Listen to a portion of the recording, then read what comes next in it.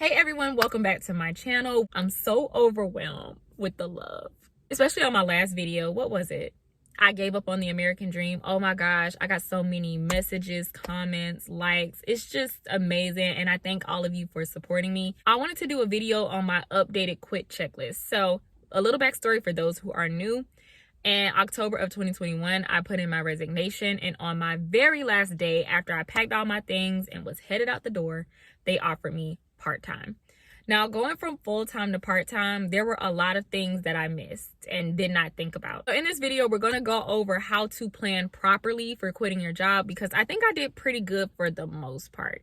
But let me know down in the comments if your goal for this year is to quit your job. What date did you want to quit? What is your official quit date as of now?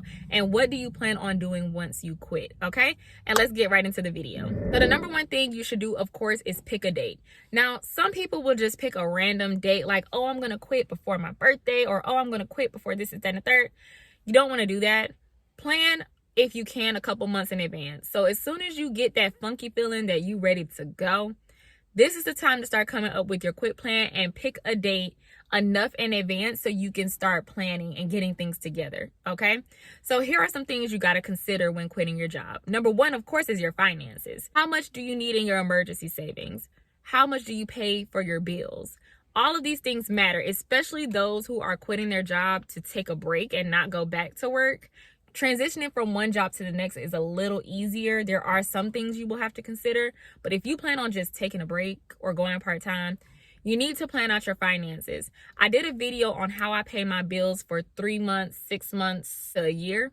And I think that really helps because it frees up a lot of money so you don't have to see your savings account going down every month.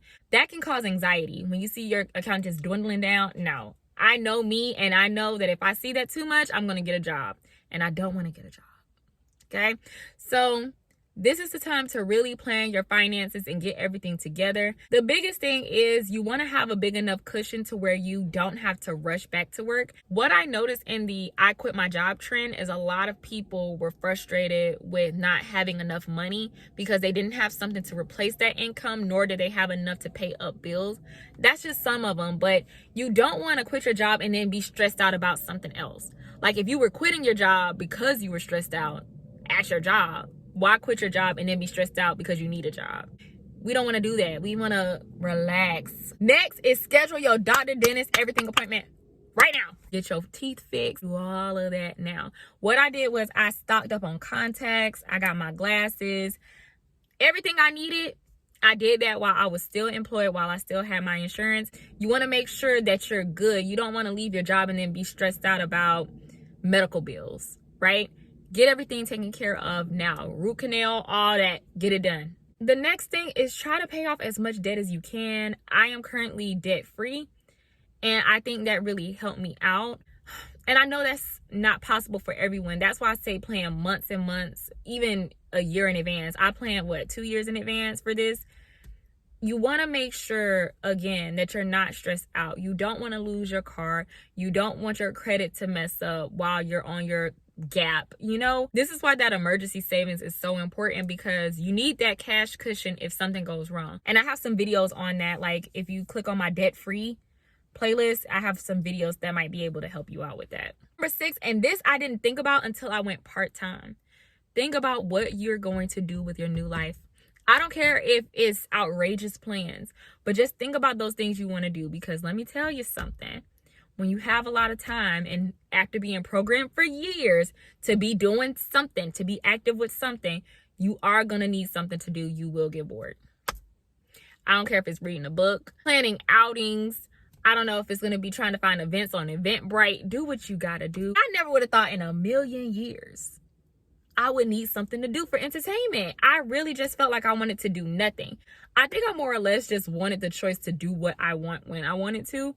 But something that I realized was, geez, like it could be boring. You can't do something every day. You know what I'm saying? Like, yeah, I'll do stuff with my son. I'll do little after hour things and stuff like that to keep me entertained.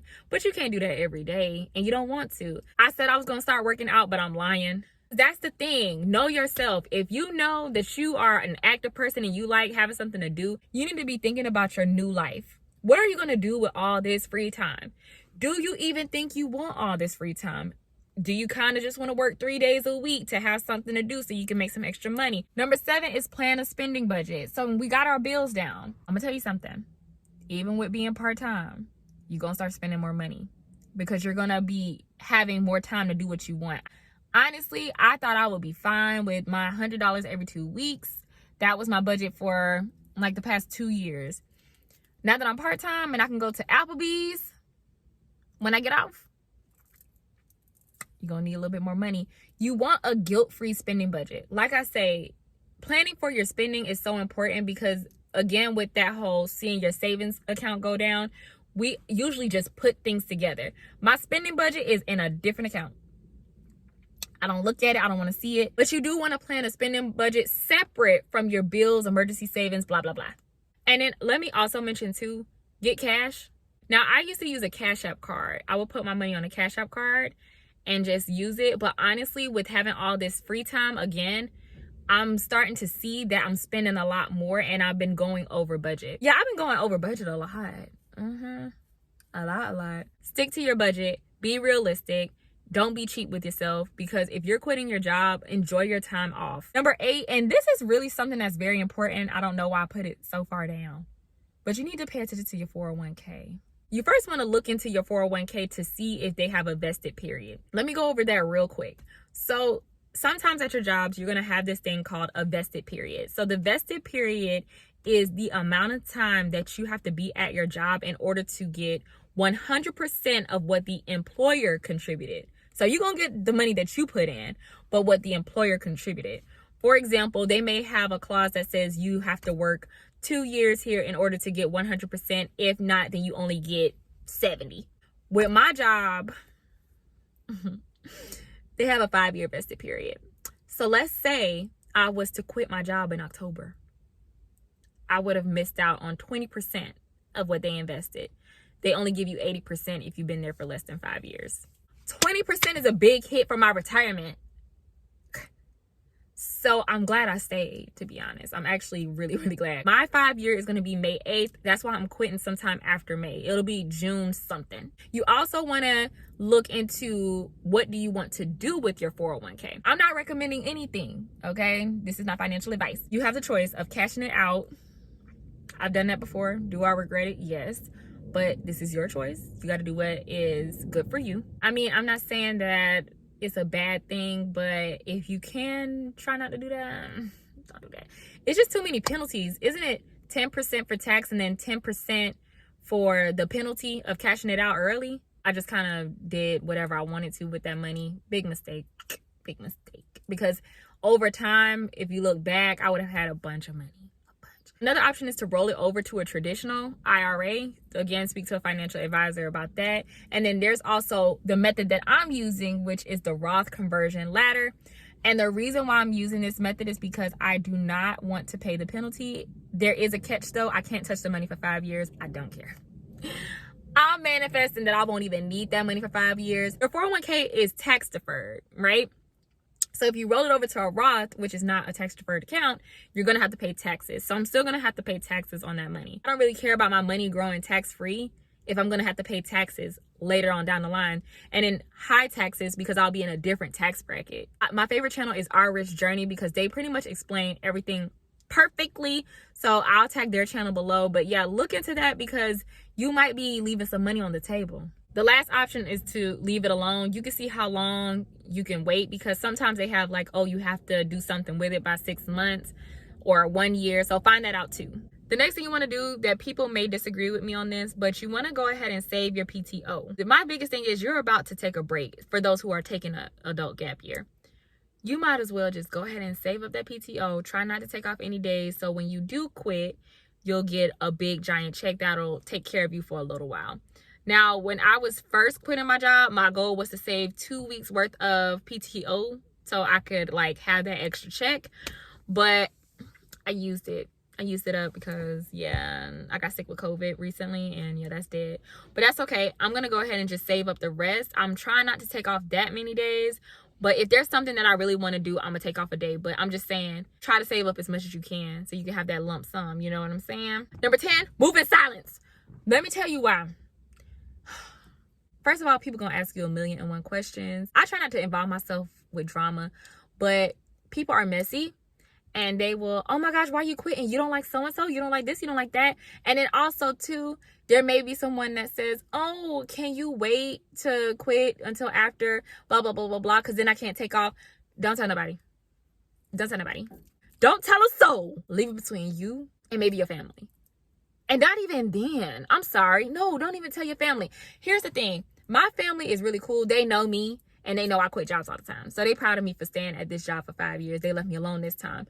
But then I don't like to answer a lot of questions about my life because people are going to ask you 1,000,001 questions. You quit your job? What you think about? You got a child? Blah, blah, blah.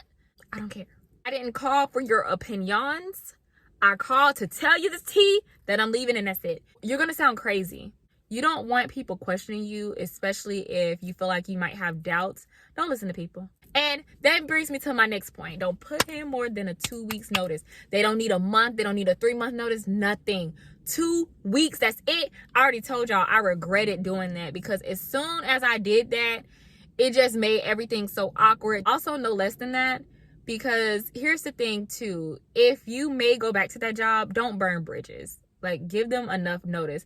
Read over your HR manual. I promise you it's going to help you out so much. Another thing I wanted to mention that I didn't write down was to also see if your HR manual has anything regarding like you taking a sabbatical. Like, for example, my job has a bridging period where if you quit and you come back within 6 months, you could still be considered an employee. You'll still be able to keep your 401k, all that stuff. They may have something somewhere that says that you could take off a certain amount of time at your job and see if that works for you. You know, at least you'll be able to keep your job. Don't make your hobby your full-time gig once you leave your job. Take a break. Be choosy with what you want to do. So if you're a photographer and you want to take pictures, you don't have to get every client. You get what I'm saying? Take a minute. Do I want to work with this client? Is it worth my time? Is this a project I actually want to do? Because that is the goal. Doing what you want to do. Not feeling like you're doing what you have to do. We already did that at these 9-to-5s. All right, so I hope you all enjoyed this video. If you did, be sure to give it a thumbs up.